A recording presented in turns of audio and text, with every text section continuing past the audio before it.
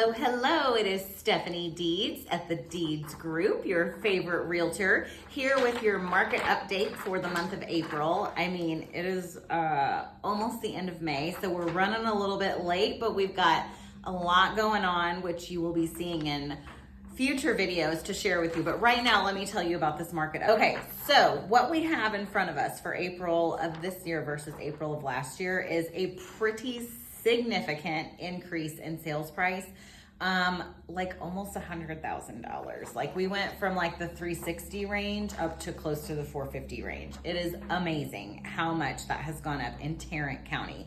Johnson County has gone from 308 to 364. Then you've got Ellis County up in the 440s. I mean, this is crazy as far as the pricing. I do think we're going to start to see things stabilize a little bit with interest rates coming up.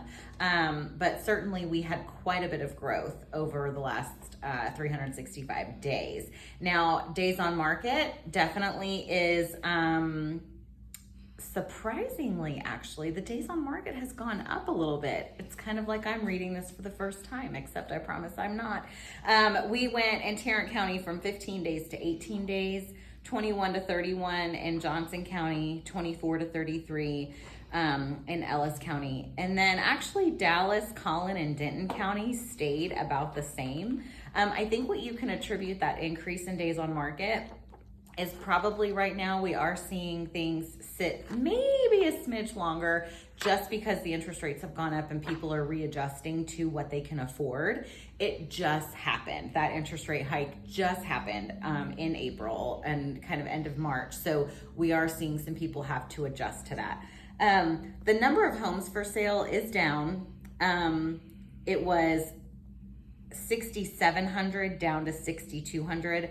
The number of sold homes is down pretty significantly also. So all this is saying the same things that I've been saying for the last, 2 years. Low inventory, prices are increasing, days on market are still super low. It is a great time to buy, it's a great time to sell. I know a lot of people will tell you, or not a lot of people, but some people may suggest that now is not a great time to buy because prices are high and interest rates have gone up.